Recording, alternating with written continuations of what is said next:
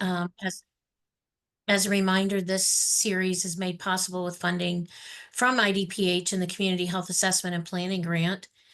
Today's session will be on some data sets from IDPH, and we'll be having experts share those data sets with you and give you an opportunity to see how to access those and ask any questions that you may have. So I'm Laurie Call, and I'm joined by Samantha Lasky, and we have several presenters today from IDPH.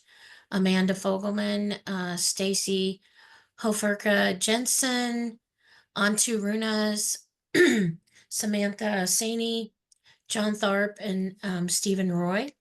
So we're thankful for their participation today and presentations, and hope that you enjoy this update.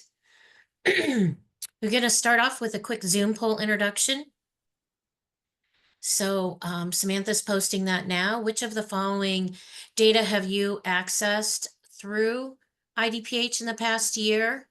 Select all that apply. Have you tapped into any syndromic surveillance, hospital discharge, behavioral risk factor surveillance survey, vital statistics, the cancer registry, anything in the new iQuery, or none of these? And there are no right or wrong answers. This is just an anonymous poll to capture the type of data that folks have been accessing. Samantha, how many have answered? We got about 64%. Anybody else want to answer? All right, probably good with the numbers based on the number of presenters we have. So it looks like iQuery is the highest. A lot of folks have been checking out iQuery. Vital statistics, BRFSS, great. Syndromic surveillance, okay. Cancer registry. So at least some people have checked into everything, and then there's 16% that haven't had a chance to access anything. So hopefully those numbers will increase after today's training. So thank you very much for that. We're going to move on to the next slide here. And as I said, today's training is going to be just introducing those data sets. So you'll see those all listed here. And we're going to start off with Amanda Fogelman, who's going to talk about just accessing IDPH data in general. And we have that time at the end for Q&A. So we'll look at the objectives for today on the next slide. You should be, as a result of this training, able to describe how to access IDPH syndromic surveillance, hospital discharge data, BRFSS, vital statistics, and cancer registry data after this session. And also, we're going to introduce the Healthy Illinois survey, talk about when data will be available and what type of data will be available. So you'll be able to answer that question. And then finally, you'll know who to contact if you have any questions at all about the Master Data Use Agreement or IDPH data sets. So those are the things we hope to accomplish. We have the same group agreements that we've had, and we will definitely answer any questions that you have either today, or we'll follow up with an email when we send out the slides and the recorded session to anyone who registered for it. And we'll just move on to the next slide. And here I'm going to gladly turn it over to Amanda Fogelman, the Chief Division for the Division of Health Data and Policy at IDPH. Amanda? Thanks, Lori. Samantha, you can go ahead and go to the next slide, please. So as mentioned earlier, I'm going to talk a little bit about the Master Data Use Agreement, the iQuery, and how to access data at IDPH. So just a quick overview of the Master Data Use Agreement. If you are a public health administrator, you're probably a little more familiar with this as the actual document went out to them. So this was put into law through the Access to Public Health Data Act last year. to be used by local health departments to access IDPH data for prevention and control within their jurisdictions. So it is required to receive non-publicly available data from IDPH. That includes iQuery, Essence, BioSense, syndromic hospital discharge, and all other data sets. The master DUA is valid for a year. In the future, it'll be longer, but we wanted to make sure that it was a good fit for both the IDPH and the local health departments. So it covers the entire agency. So once the administrator or equivalent signs it, the actual master data use agreement covers the entire agency. And then if you need to request data, there is an additional document that you'll have to sign. So that's an Appendix B. If you have any questions at all about that master data use agreement, such as whether or not your agency has signed one or other questions about it, you can email me, and my email address is on there. If you have any questions about the actual document where we might have to discuss it with others, then that might take a little longer to respond. But if you have just a quick question, I'm usually pretty good at responding quickly. Next, please. So a quick update on kind of the process. So the master DUA document was finalized and distributed to the public health administrators on September 3rd. We do have data set specific addendums. Those are in process. Those addendums really just talk about nuances of the data, any special requirements of those data sets, things like that, to make sure that people are using the data appropriately. For data requests, which I'll talk about a little bit more in the next couple slides, but for now, you can use the document with the guidance that IPHI will send out with these slides. In the near future, we'll have some sort of fillable form. We're still working out the details on that. And then in the further future, we'll have an agency-wide system. So that'll be on the internet. You can select your local health department from a drop-down list and be able to request data that way. Right now, we will maintain current methods for giving you data. That is very dependent on the data set and the data stewards, or you can use iQuery if you just need some aggregate data to fill out your iPlan or a grant application. In the future, you'll be able to use iQuery, or they're developing a data repository called Snowflake that will allow access to our data. Next slide, please. So the PDF document that Samantha kindly put in the chat has, there's a little snip of it on there. It has the data set name, the responsible person, and their email address. If they have publicly available data, that's linked in there so you can access that quickly. And then how to request the data for non-research purposes. And the reason that that is asterisk is because if you need data for research purposes, there's a completely different process that you have to go through using our IRB system called Mentor, which I'm not really going to touch on much today. Next, please.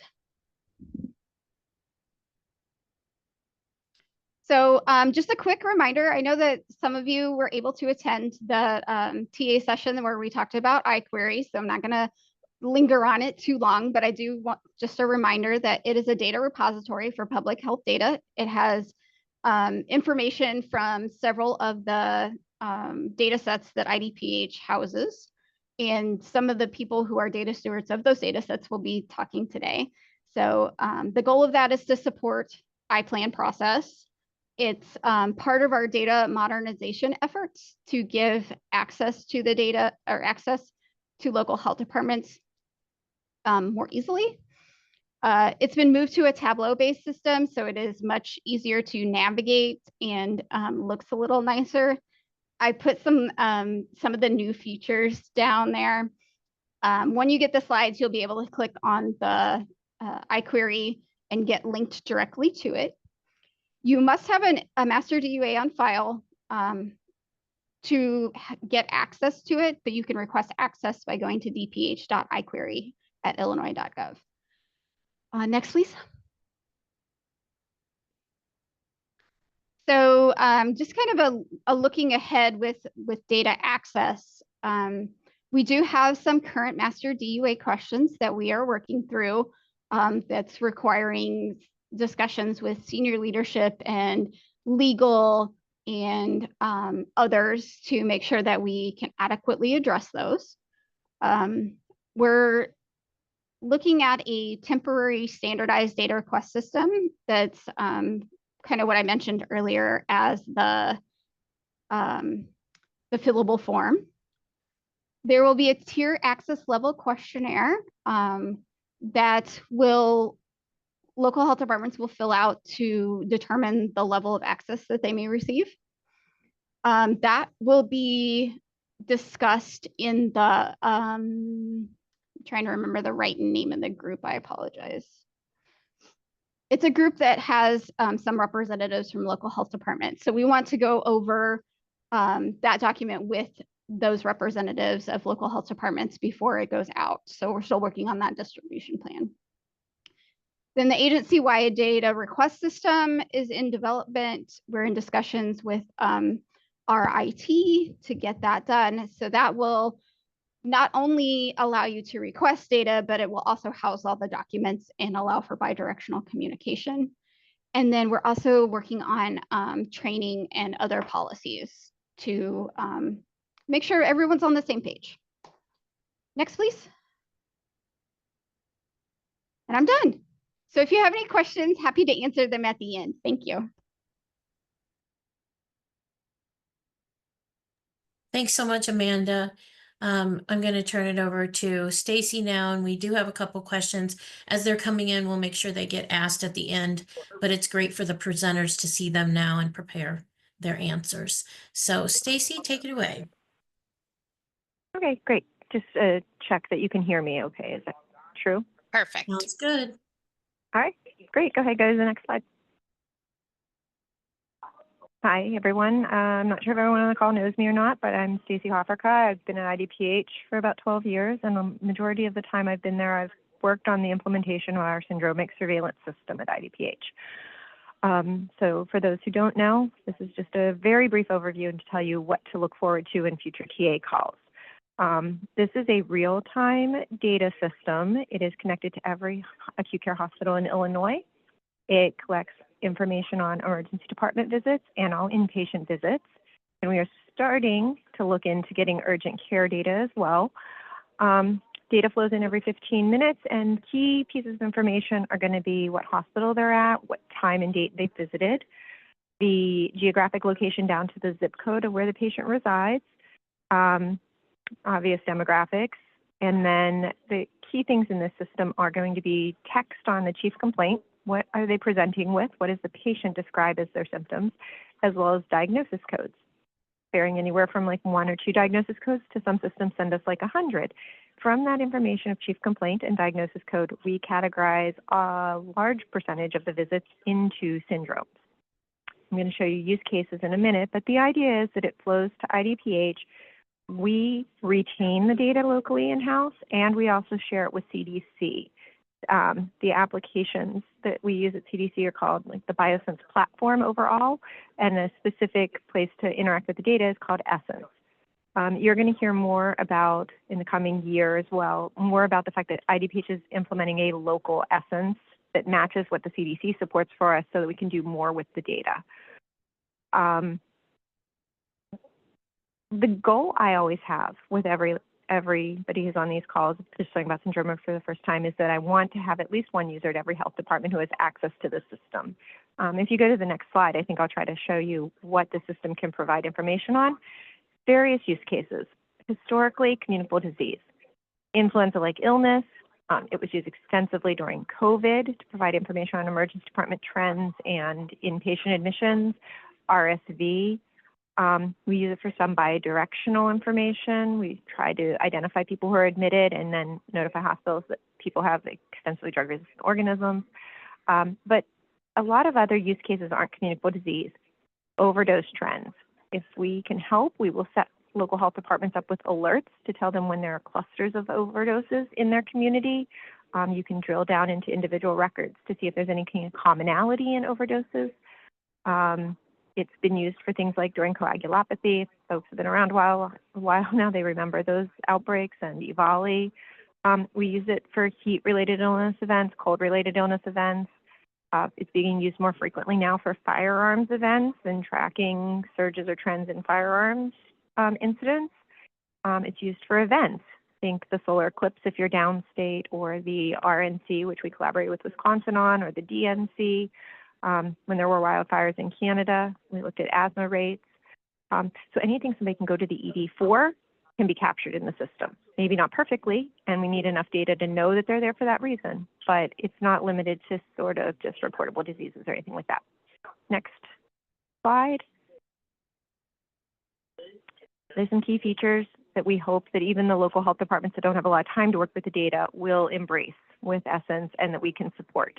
And I'm not going to talk about these all, so I'm going to flash through these slides right now. This is just for awareness. There are dashboard capabilities. If you'd like to go to the next slide. There are capabilities in the system to set trend thresholds. So let's say you're a small jurisdiction and you want to know anytime you've seen 3 or more overdoses in a day. System can tell you that and send you an email. So we can help with setting up alerts. You can do statistical alerts too. If you're high volume and you want something that's like 95% abnormal over baseline, those alerts exist in the system too. You can do them for overdoses, respiratory, GI, norovirus, mental health related issues. And these are the things that when you're low on time, those alerts that come to your email are probably a tool you want to use from this application. Next. You can also extract the data in like cross tabs. So whatever you're looking for, if you want to stratify it by different demographics, different geographic regions, different hospitals, really easy features like Table Builder can take a query that you've developed and break it down and export it. You can put it into your SAS, your R, your SPSS, whatever tool you like. You can also work with dashboards. And as long as IDPH is aware of how you're using the data, that's one of our conditions of like signing the DUA is that you tell us how you're using it. We can support you or we can just be informational. Go on to the next slide. Okay, so I'm not going to talk much more today. I wanted everyone to know that this system exists. It's one of the ones covered under the Master DUA. We want every local health department to at least have one user who has access to at least the aggregate level of the data. You can get down to visit level data details, but that's usually only if you have like the need to know that much information. The CDC system is the current one that we access, but we are putting local Essence in place. The local one is advantageous because of some things. One, we've been able to bring in poison control data as well. So in one system, you can see trends for emergency departments and poison control calls. It is still in test, but we expect by January of next year to put it in production. Data will be available for syndromic surveillance back to 2027, or 2027, that's interesting, 2017. Poison control data goes back to 2000. We'll have data security in place that goes a little bit beyond what we can do with the CDC system. IDPH specific regions, so the 6 regions that we call our communicable disease regions or IDPH regions are in there, EMS regions are in there. And we look to do some additional enhancements as well. And we'll work with our locals to find out what you need and what you want too. So look for that to be a transition. If you're new to Essence, you may just start using our local system in 2025. If you've been using CDC Essence for a while, I think we're going to start having you think more about what the local system can offer. Next slide. Data access, your portal registration authority person in your health department makes the first request for your account.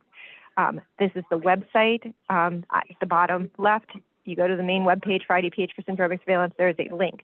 Portal registration authority person fills out, says you are in their health department, you deserve and need to have access to this data. I set you up with an aggregate account.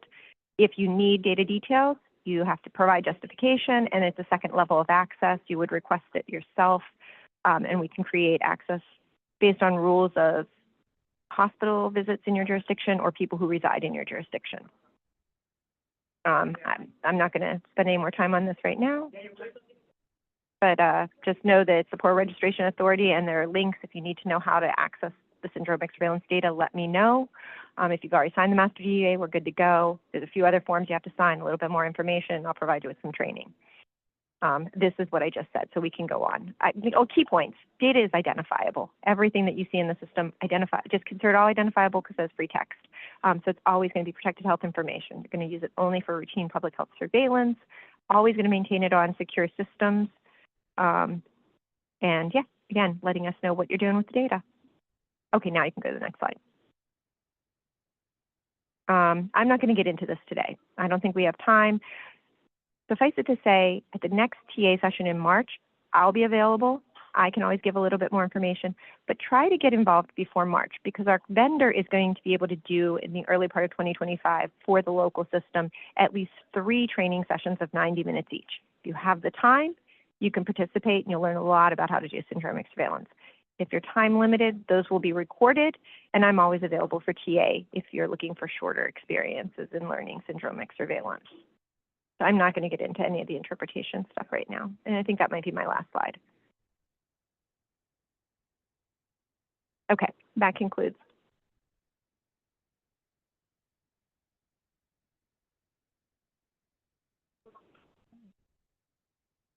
Thank you so much. It looks like we're ready for Antu. Okay, yes, thank you. All right, this is for the Illinois hospital discharge data. My name is Antu Ronas. I am with the Division of Patient Safety and Quality. Some of the larger local health department probably know me, but some of the smaller ones don't. So the discharge data, I'm going to go through that really, really basic. Thank you. Okay, so it's a really rich data set, and it is available to local health departments and the public as well. And it provides information about the utilization and cost of the healthcare services. It is administrative billing data. So regarding surveillance, it's not an optimal one to use. However, just because due to the billing biases and things like that. However, it's incredibly rich because it does have like ICD-9 and 10 diagnosis codes. It has procedural codes that you can tap into. And one of the key things, right, with this is that it has a very complete, I should say, quote unquote, demographic and patient identifier ID information. So the demographic right now, there's a lot of, there are some groups that we're going to pilot where we're trying to grab that demographic information and match it with other data sources like the NHSN data for to get a more complete, you know, to tap into the health equity aspect of data. It also has charges by revenue codes, which most of you guys probably won't use a lot, but it is a very important when for research and stuff like that. Next slide, please. Thank you. So the data uses. So what is it used for? So for local health departments and internally surveillance, when it's used for surveillance, let's take it as a more global stuff, and it's not because it's not real time like syndromic, what have you. The hospital discharge data does have a 6-month lag. However, it is incredibly great for trending purposes because, as you can see here, it started collecting data from 1990. Not that you want that data right now, but and then in 2009, ED and observational data was added. And then we have just kind of note these dates because then when you request the data, these are kind of pivotal in regards to the change points. Like what use you should be asking for. So in 2012, we actually were able to access patient identifiers. And that's really good and helpful for, readmissions and things like that, as well as we could create a unique identifiers to go through like multiple years worth of data. In 2015, diagnosis could transition from ICD-9 to ICD-10.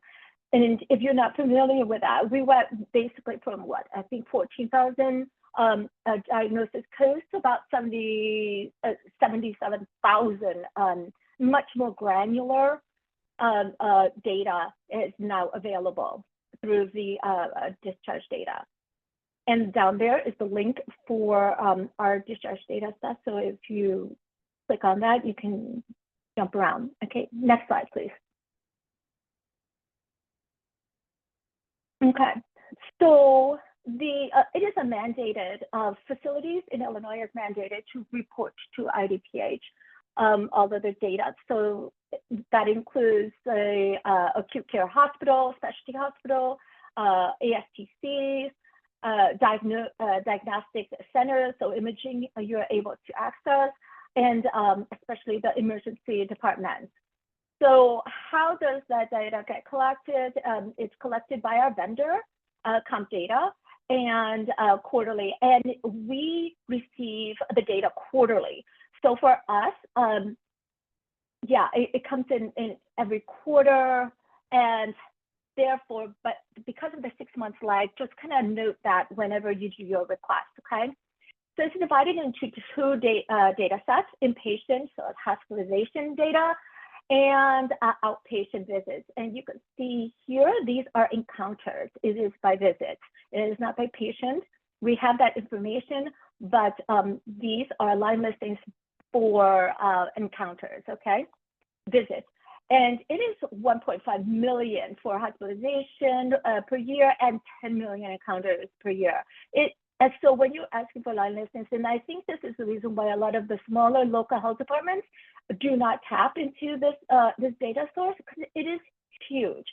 It is huge. It is a lot of information there, and the lag also accounts for that. But if you're going to do trending and that kind of, and where you're assessing burden over time, it is an incredible data set. Next slide, please. So right now, how we're accessing is case level data requires a DUA with us, or an IGA in this case. So when you contact me, I will send you an initial data request, and that's an elements list and a data request form. You complete that, you send it back to me, and then there we go. Some groups may think about research, and research is vetted through IRB. Just don't do research. It takes a long time. There's a really long lead time for that. And then Stacy, as well as Amanda, has touched on a lot of limitations of like what you can use the data for and things like that, or how is it publicly reported on dashboards and things like that. It is all contained in our data use agreement right now, such as you cannot publish by the hospitals. They have to agree with some of the data first before posting. For jurisdiction, I have to see about that, and then suppression. Suppression is a key thing. For us, discharge data, it is 10 or less. It has to be suppressed. Next, please. Okay, so at this time, there are 50 plus data elements that are available to local health departments. I do not recommend to request all of that, because there's a lot of the stuff that you really do not need. And so why ask for all of that data? So some of these are the general ones that are really important, and is kind of something that I would recommend. Like the patient, we have patient information, admissions, the diagnosis process, 25 spots for that. And so you can really capture the burden of your community and what have you, procedural codes as well. we have a length of stay, which is great for a hospitalization. That's a relevant one.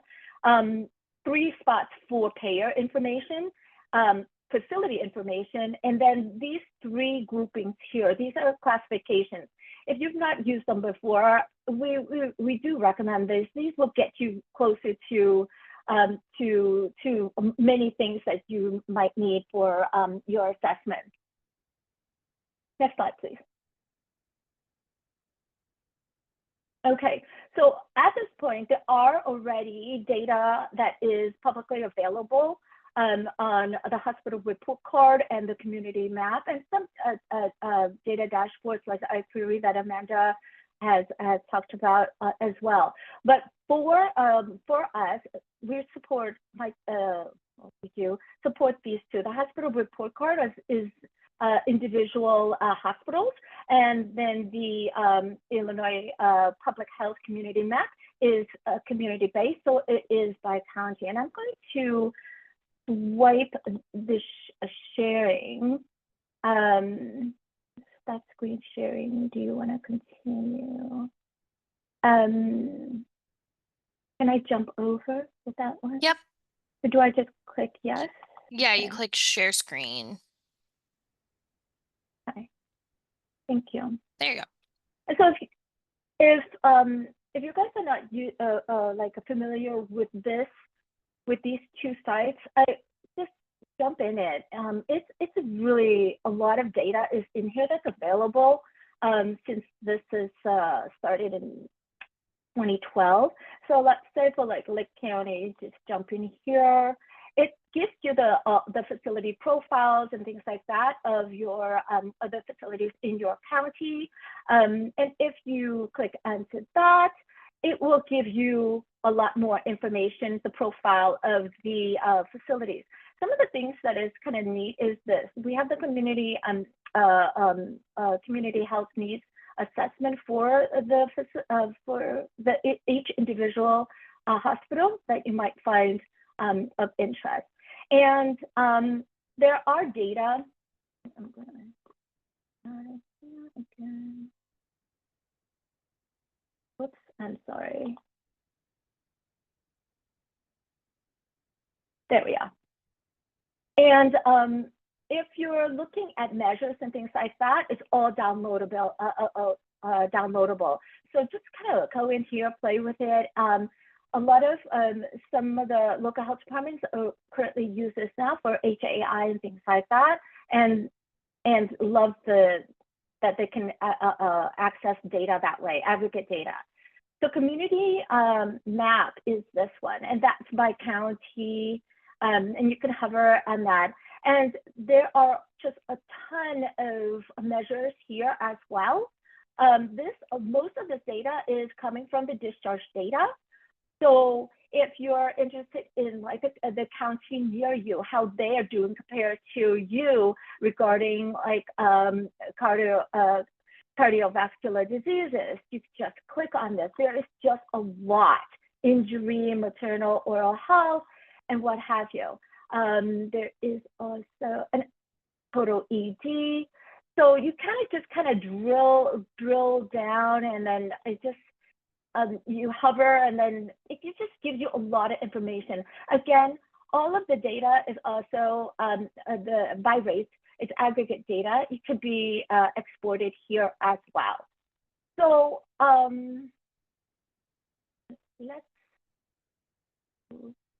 okay.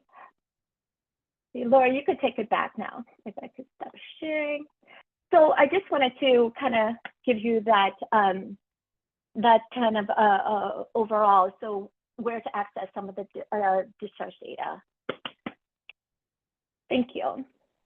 Ew. And, oh, that's my contact number if you have any questions. Thank you, Antu. I know we're moving fast and we're still a little behind, but please do put your questions in the chat and we'll get those answered. And I'm going to turn it over to Sam now. Hello, everybody. I'm Sam Sani, and I'm going to share with you data available from some population health surveys here at IDPH. Next slide.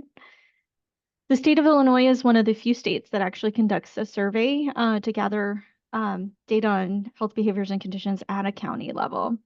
Historically, we've had the Illinois County Behavioral Risk Factor Survey. That's the ICBRFSS or BRFS. We also refer to this as the county BRFS. So you'll probably hear me refer to that throughout the next 10 minutes. And this gathers information for individual counties. It mimics the CDC BRFS survey that's done at a state level.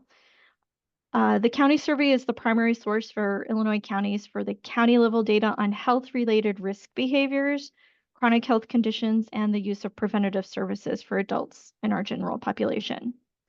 Additionally, we now have the Healthy Illinois survey, and this is actually replacing the county BRFS, and I will go over some specific details with that one in a couple of more slides.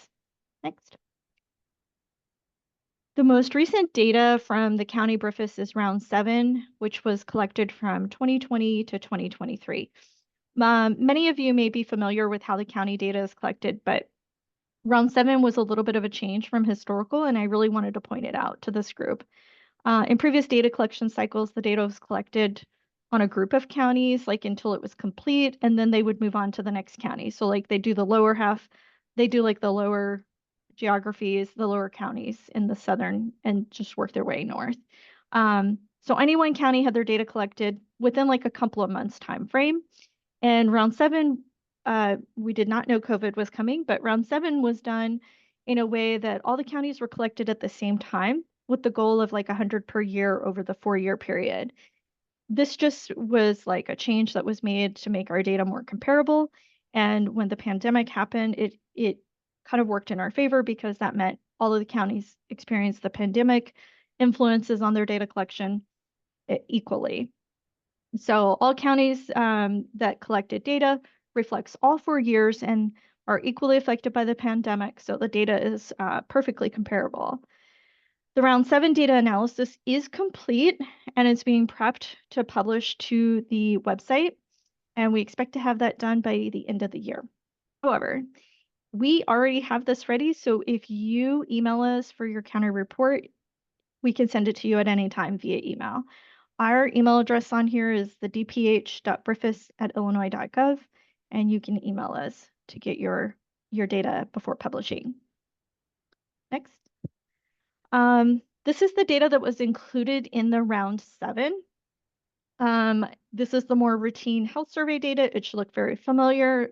Healthcare access, chronic diseases, substance use. Of note that is new, it was not included in like previous data collection cycles, is the e-cigarette use and the marijuana use. Each of these sections, while like this is an overview of what was on the health survey, there's too many health measures to list individually.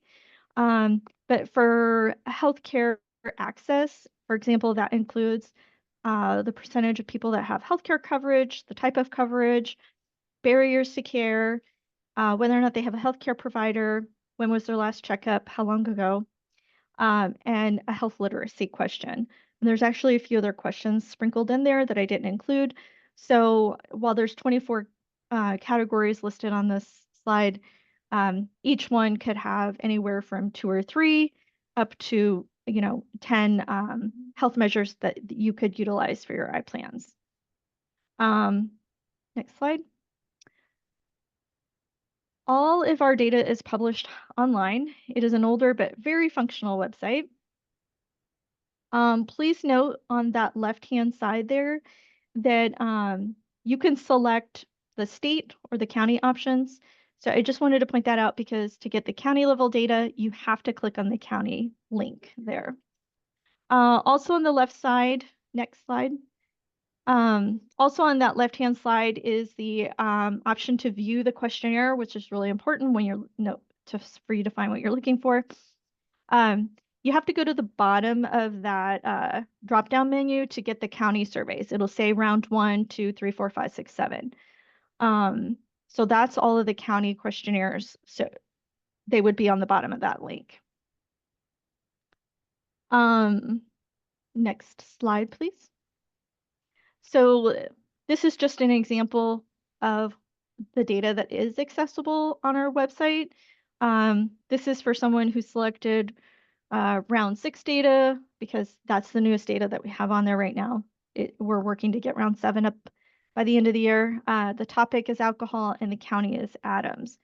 The only difference between what you're seeing here today and what we're going to do for round 7 is that for round 7, we're aiming to have you either pick a topic like alcohol and you get all of the counties' alcohol rates, or you pick a county like Adams and then you get all of Adams' data. So you're going to get more of a summary list instead of clicking around so much. You'll get everything in one click. Next slide. In addition to our online reports, we also do put together like actual reports in a Word document, and we send those out to the administrators listed for each local health department. I realize that that doesn't always make it to the person who is doing an iPlan or who would utilize the data. So hopefully you're the people on the call today and you know you can reach out to us. You can ask for this or to have the paper form, or you can just get it from the website. Next slide. Okay, so I'm going to talk about Healthy Illinois survey for the next couple of minutes, and I'll try to be brief, but if you do have questions about this, please pop them in and the chat and I'll answer them at the end. Next. So Healthy Illinois came from legislation, and this is the legislation right here. It's replacing the county surveys, and what it is doing is really getting at the ability to get to more local level geographies. So not just reaching out to the county level, but we want to be able to develop rates at the zip code level as well. We also broke out all of the Cook County geographies. So Chicago has all of their community areas and their health equity zones, and the rest of Cook County is broken out into the municipalities. The zip code level data will be done with modeling, but I'm not going to get into the weeds with that here. And then the other part of the legislation here is just shows all of the general healthcare topics that they want to include. And some of them were a little bit new, like community level engagement. But otherwise, most of this is very familiar and follows through with like what you would already seen on the county BRIFA survey. So this is more of a continuation. Next slide. The differences from Healthy Illinois and the county BRIFIS are just a few. Aside from like some methodological changes, one of the things that we were really able to do is use, because it's going by address, we're really able to focus in on neighborhoods a little bit better. So we'll be able to do oversampling for minorities. This really benefits a lot of counties that have more diversity. But it also is going to reduce the time frame to collect data, and I'll talk about that in a minute. Some of the topic areas, this is the overview of what is currently on the Healthy Illinois survey. However, the blue ones are ones that have never been included at the local level before, so they weren't on the county BRIFIS survey. So with the focus on being like health equity, the social determinants of health is included, and this is specific to like financial security, food security, housing security, and employment security. And the other ones on here, your neighborhood really looks at like your community area, how safe you feel in your neighborhood, how routine it is for you to encounter violence in your neighborhood, transportation access, park access, etc. And then by popular request, not only was it listed in legislation, but the adverse childhood experiences was included, as this was requested since I've been here a number of times. Next slide. I think this is my last one. For the Healthy Illinois data, the data collection is throughout the entire year, so all of 2024. We started in April of this year because this is our first year doing data collection, but in future years, it will be January through December. We anticipate getting the cleaned data at IDPH by July 1, so we're hoping to have it some point in June. And we are working to be quite prepared to turn reports and publishing data around by August of that year. I want to talk about like the number of years to data collection because this is one of the things that we really were intending and expected to improve upon. The county BRIFA survey has always taken 4 years on average. It's taken 5 years in some cycles to collect enough data at every level of geography at all of the county levels. There are some geographies that are really small, and while we intend on as many geographies as possible to be able to have their data annually, some smaller counties are going to have 2 years of data collection in order to be able to produce all health measures. So some measures will be able to be done annually. Other health measures will require 2 years to be able to measure at a county level. It's still a vast improvement over our 4 or 5 year data collection. And this not only is the small counties, but we're finding that it applies to some of the smaller Chicago area community areas and Cook municipalities as well. This is no like a Healthy Illinois survey isn't going to fix everything with data collection. Some of the extremely small geographies may require 3 years on the health measures. And these would be the geographies, you know, way less than 10,000 population. It's just an issue with sampling. And I think that is my last slide. Thanks so much, Sam, and that's really exciting. We're going to move on to John with Vital Statistics, and folks, we only have 10 more minutes left, and that's probably 5 minutes for John and 5 minutes for Stephen. So if your questions come in, we're going to be answering them in writing, and I'll just send the email out immediately following. So John, I'll go ahead and turn it over to you. Okay, yeah, and I can be very brief. I just have a few slides. Hi, everyone. My name is John Tharp. I work in vital statistics at IDPH, and we are housed in the Division of Health Data and Policy under Amanda. I just wanted to point out, I have two email addresses down here. One's my individual work email address, and then the other one, the DPH Vital Stats, is our Vital Stats program email, and you can contact me at either one of those for anything. Next slide. So Vital Statistics basically uses vital records data, which mainly consists of births and deaths.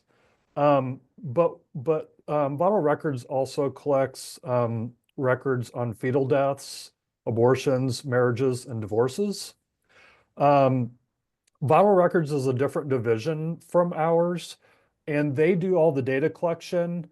They collect births, every birth that occurs in Illinois from hospitals, and it's an electronic data collection.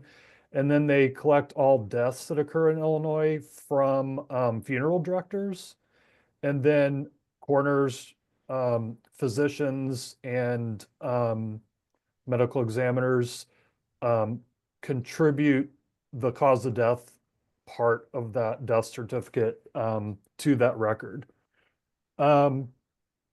So for Vital Statistics, we work more on the aggregate side. So Vital Records collects it all, cleans it, maintains it, stores it, and then once we close out a year, that raw data is given to us, and then we are responsible for producing the aggregate statistics that we publish that go into, you know, iQuery, that go into our vital statistics tables that we have available on our website. And I have the website listed there. If you've never visited that before, I urge you to go there. We have a lot of published static tables in there with really good, you know, data by county. And in recent years, we've even added the sub-county health department in there. So like Evanston, Oak Park, etc. We have lines in those county tables for those health departments. Um, Part of what we do in here in vital statistics beyond just produce those aggregate statistics, we do a lot of special data requests from other programs in the department, and then a lot of folks from outside the agency um, work on a lot of special projects. We fulfill media requests and we work on FOIAs that we get through our legal department. Um, so beyond like what you can get out of iQuery and what you can get off of our out of our website tables and or what you could get from like if you sent us a special request, you can go on to the next slide. Um, we have our vital records division has had in place for many years a process for local health departments to get access to those line level birth and death data. So if you have if you have the staffing and the resources to do your own analysis on record level data, that is available. And I know there's quite a few larger health departments that have been doing that for quite a few years, but I don't know how well known that is. So I just wanted to mention it here.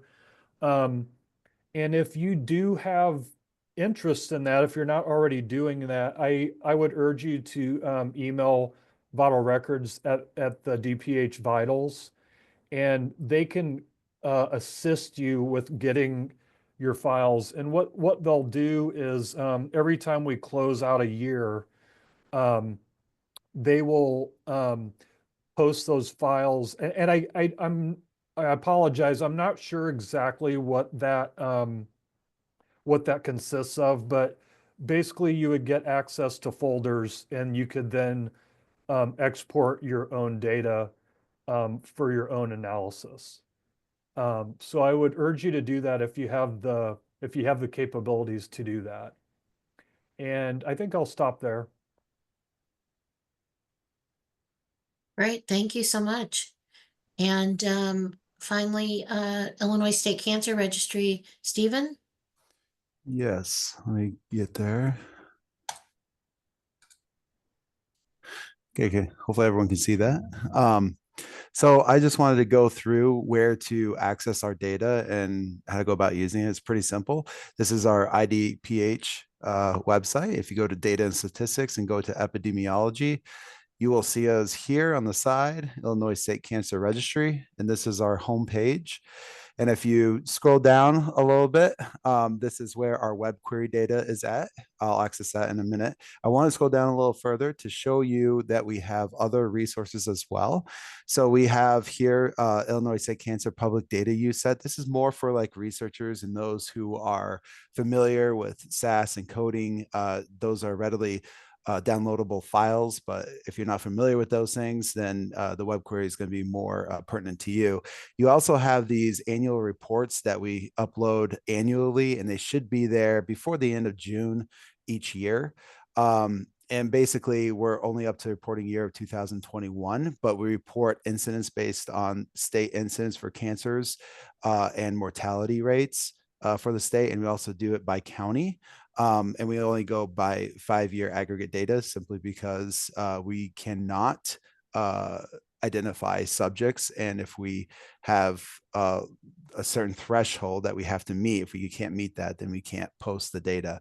So you'll find in there that some data is actually missing. And the reason for that is because we want to keep that data confidential. So if you don't have the data that you're looking for in the web query, then you can find it maybe in those annual reports. So going to the web query, both of these links here will take you to the same spot.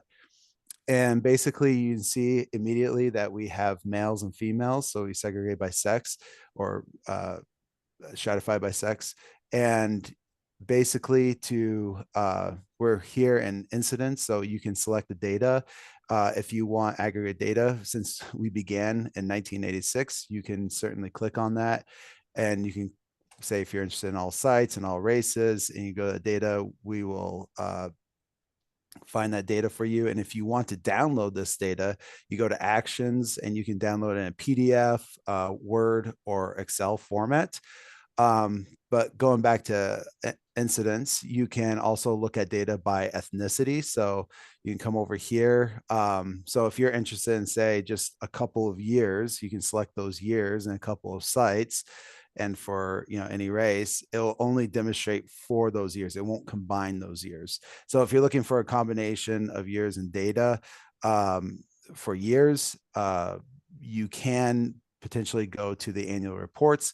But you can also combine data looking at it by county. And you'll see here that you can get combined 5-year data. So we can go to the state. And if you're interested in all races and all cancers, then you can get that data as well. We also do it by zip code. We also do it by stage. Stage is interesting. You're not going to have all the cancers listed, only specific ones. Again, confidentiality reasons. Going over here, 2005-year data. We can go to Illinois. You can go to breast, and you'll see that we have, according to localized, which is like the most earliest, regional and distant are more later stages. So if you combine those two, you get later stage cancers. In situ, we don't always look at. We're more interested in malignant type cancers, and in situs are more precancerous. So we do it for breast cancer, but you'll come over here and you do it for cervix. We don't collect it for cervix. So you'll see a 0 there. It doesn't mean that's the actual number. It just means we just don't collect that. So you just kind of ignore that. But beyond that, that's how you use that. If you're interested in mortality, well, for instance, we also do Chicago and suburban Cook by race ethnicity, and we also do mortality rates. And you can go and look at that by race and ethnicity. So that's it. Thank you so much, Steve. And we are just wrapping up, and Samantha is going to be putting go ahead back to that Zoom if you don't mind. Samantha's putting a link in the chat, and we wanted to do just a really quick Zoom poll to close this out. If you needed to access any of the data sets that we talked about today, how confident are you that you could find where and how to access them based on today's session, with a 1 being not at all and a 4 being very confident? So not at all, somewhat confident, confident, or very confident. And if you wouldn't mind answering that poll and the short evaluation in the chat. We have compiled the questions that have come in already, and we put those in a document and are typing up the answers. We'll send them out as soon as possible. And if you have any other questions, don't hesitate to put them in the chat or to send an email to Samantha or myself, and we'll get those answered for you. And we thank you for going over a couple extra minutes here today. That was really, really helpful. So appreciate your time and staying on. Thank you so much. We're working on the 2025 iPlan training series, and appreciate all of your input, and wish you all happy last month of the year. So thank you, everyone. And thank you very much to all of our presenters today for pulling together all that information and sharing it with you. You will receive the slides. You'll receive a recorded session. So hopefully you can use that as a resource to pull up. It sounds like most people are between somewhat and confident. And we've got a few folks who are very confident. And happy to say that no one has reported not at all confident. So at least you know where to go, and we'll make sure to continue this conversation with you and helping to provide access. Don't hesitate to reach out to any of the presenters, and when we follow up with the information, we'll include their contact information. Thanks, everyone.